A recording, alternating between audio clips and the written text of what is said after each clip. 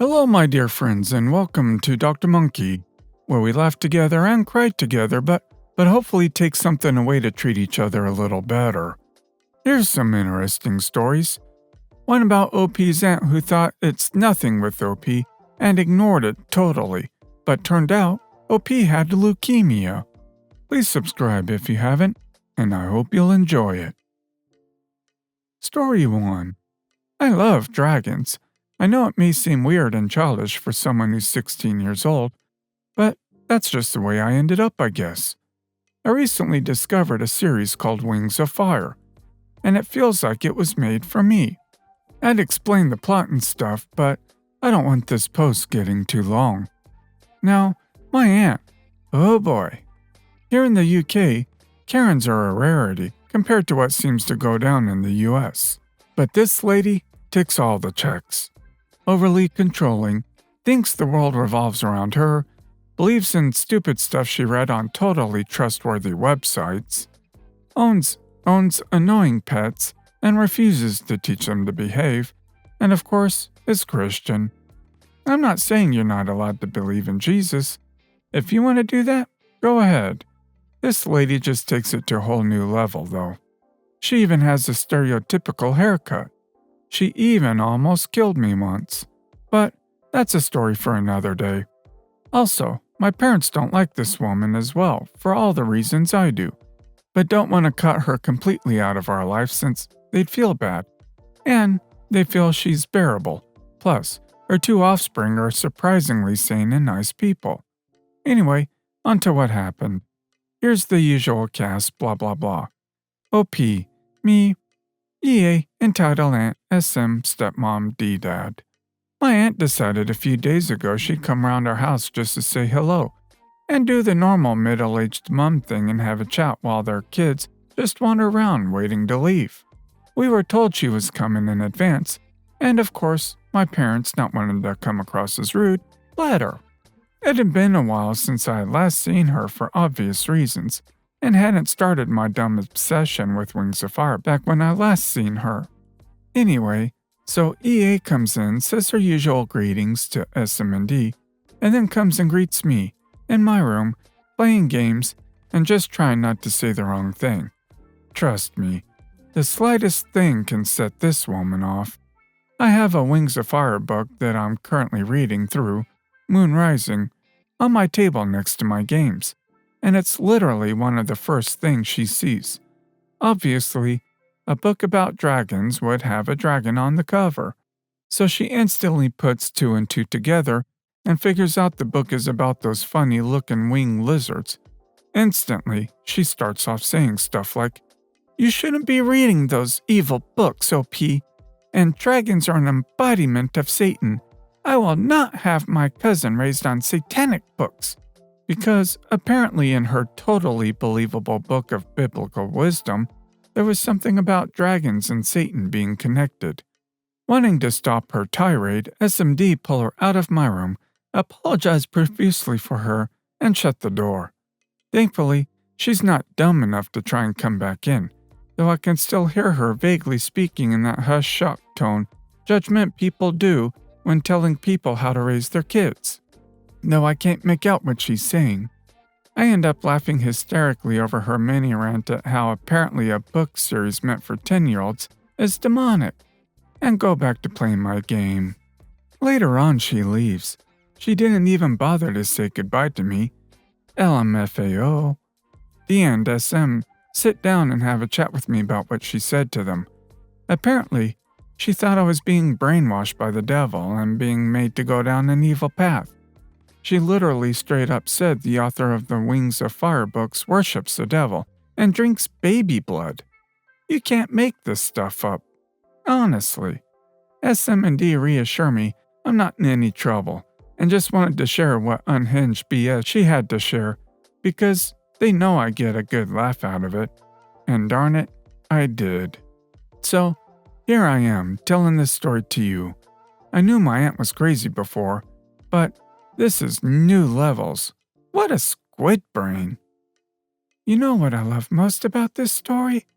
The fact that your stepmom and dad have your back and share the things that were said, even though the weirdo is the one's sister and sister-in-law. Your aunt should have a chat with her pastor about dragons. See what he has to say. Update. Used to think my obsession considering my age was weird, but I've learned not a lot of people's gonna judge someone based on their taste of 10-year-old aimed books. Anyway, enough rambling. Let's get into what's happened in the story I promised about how she was almost responsible for my death. First, what happened after my story about her sending my book to the back rooms.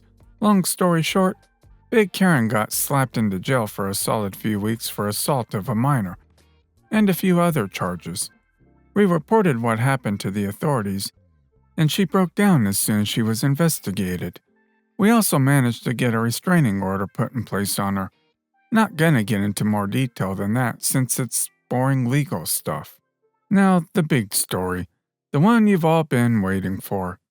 My mother was very ill during the story due to the illness, not gonna say for what personal reasons. Everyone except naive 11-year-old me knew she wasn't gonna make it. Due to my father drowning in paperwork that needed to be finished ASAP to sort out my mother's illness, he decided it was best for me to stay around my aunt and uncle's place for a few weeks until everything was sorted out. A lot of people wondered where my uncle was in this, and here he is. He's since divorced my aunt since he couldn't deal with her BS presumably, which is why he was never mentioned in the previous story. Anyway, first few days went fine. This was before my aunt went all Christian and crazy, presumably to try and make up for this incident. I've changed, OP. I'm following the Lord now. Anyway, after a few days, I start feeling unwell. It's nothing, just a cold, right? Right? I freaking wish it was. Crap really hit the fan after that. I couldn't lay down without my back or anywhere else aching like crazy. I felt absolutely wrecked 99.9% of the time. I had no appetite and I was vomiting every day. Huge red flag to my aunt, right? Nope. She just dismissed it as stress due to my ill mother. Even when I requested to go to the hospital, she just said, "It's just your stress from your mother. Try not to worry about it." Like, does my entire aching body 24/7 say stress to you? 'Cause I don't think so. At this point, my dad realizes crap's going so far south, we're basically in Antarctica. So he tries to get involved. Never can do. Not because of paperwork this time. Because of what I was aware of until very recently. I'll get into that later. Eventually, after a few more days of living in hell, my dad just says, "Screw that," and gets me to the hospital without my aunt's permission, and gets a blood test done. The result? I had freaking leukemia. Treatment happened ASAP, and thankfully I lived to tell the tale. I'm doing fine now, don't worry, but my dad told me something about her after she got sent to the clinic, which just baffled me. I knew this lady was insane, but the levels of insanity I've tried to do behind my back, the English language does not have a suitable word for. She tried to adopt me from my dad, against his will. That's right. Apparently she thought the only reason my dad dropped me off there was because he didn't want to take care of me. Not because he couldn't, for the moment. That could not be further from the truth.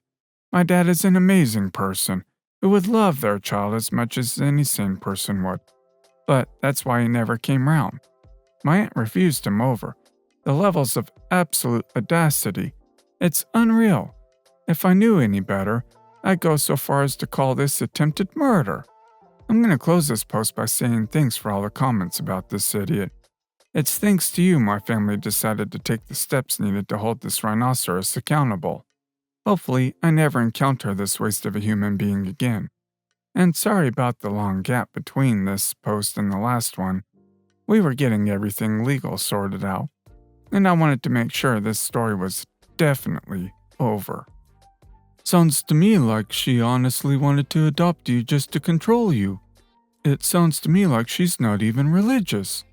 She's just one of those people that uses it as a weapon to make other people do what they want. I am so sorry that she went through all that hell. And basically, dismissed it and didn't even care. Hopefully, if anything, she might get more charges because it was a medical neglect that she did to you and she also tried to illegally adopt you. So I would look into getting charges against her. Story 2.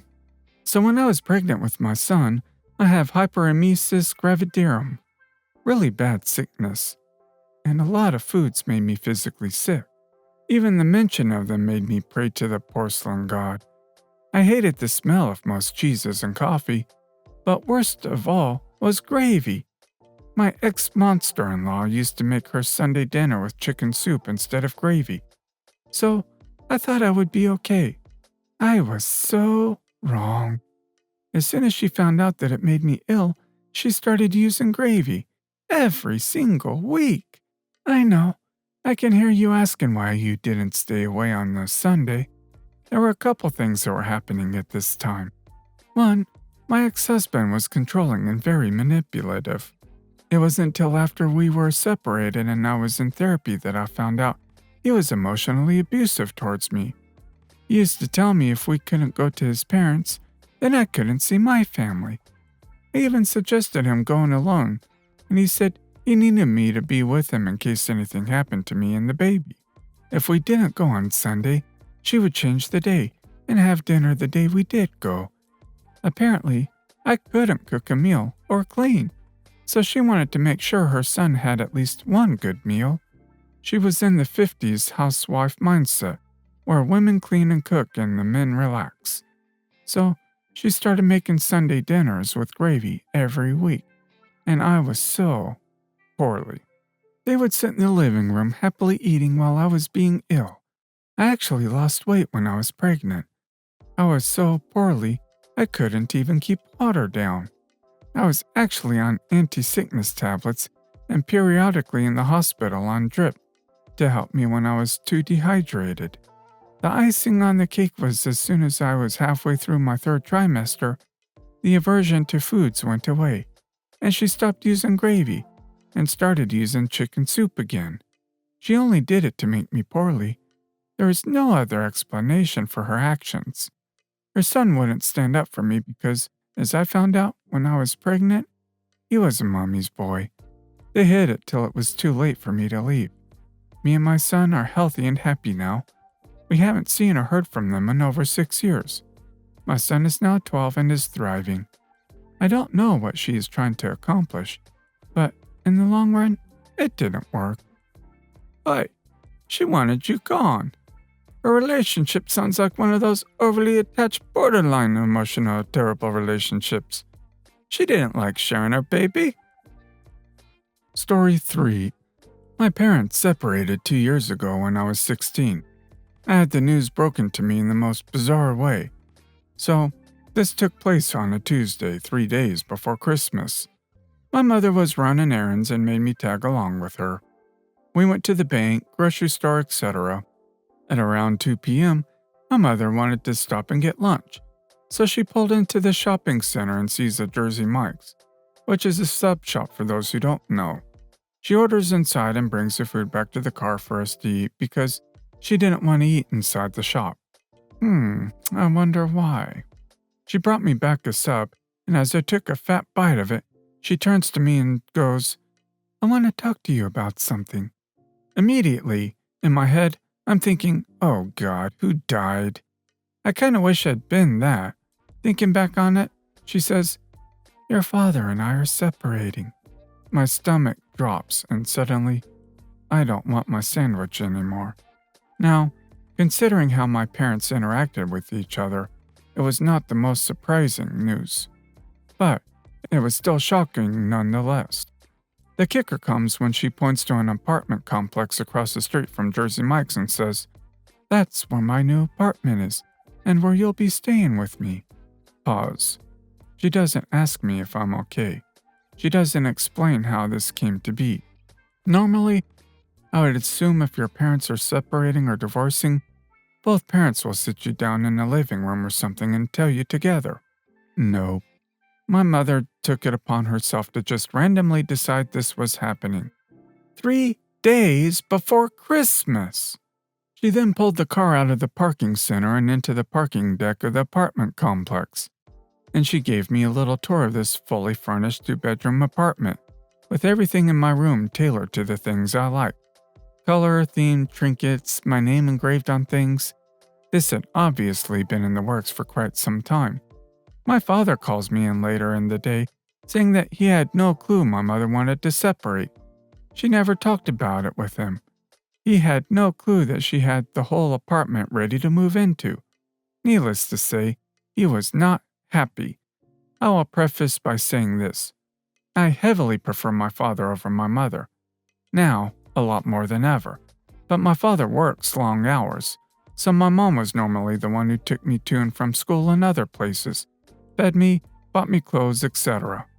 That doesn't mean she was nice to me. In fact, she was often very cold and mean because I'm not the spitting image of her she wanted me to be. She would call me ugly and messy because I wouldn't wear my hair like hers, or I wouldn't wear my makeup, or put on frilly pink clothes and fluffy sweaters. So I begrudgingly stayed the night in this new place because my mother wouldn't take me home. And she told my father that unless he can take me to and from school and feed me and make sure I'm presentable, I won't be living there anymore. My father didn't have the ability to do any of that with his work hours.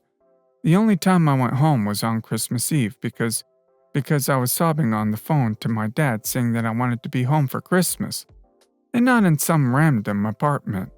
He called her, and she came into my room all in a tiz because I should love it here with how much she tailored it to my liking. And I'm being dramatic for attention. But she let me go home in the end. I've been in this apartment with her for 2 years now, and it's been a heck of a 2 years. This event sent me spiraling into a depression that I needed to be medicated for. It cost me all of my friends. I stopped being social because of the depression, and it cost me my high school diploma because I could not finish high school in a mental state. I got a GED instead. Also, my dad came to find out that she had used one of his credit cards to buy everything for this apartment, leaving him $20,000 of credit card debt. He never sought any legal action because I was not well, and he would not be able to take care of me like my mom was able to. Fast forward to now, I was doing a lot better this past summer and went to college in the fall. It was great for about a month and a half before I developed a debilitating neurological illness that forced me to go home. So now, I'm back in this stupid apartment with my soul-crushing mother, and I really have just come to despise and resent her. If I can just be healthy for 5 minutes, I'm hoping I can get out of here eventually. Wait, you're 18, so you get to choose where you live. That's a crappy way to tell you. I'm sorry. It's up there with ghosting to break up with someone, but seems she's crappy about that too. Well guys, that's all for today. If you liked this video, please consider subscribing. And if you missed the last episode on the channel, I'm gonna link it right here. The story's about a Karen who demanded a flatbed for her little cake, yelling and insulting OP. But then this happened. Oh, sweet karma. Check this out if you haven't, and I'll see you next time on Dr. Monkey.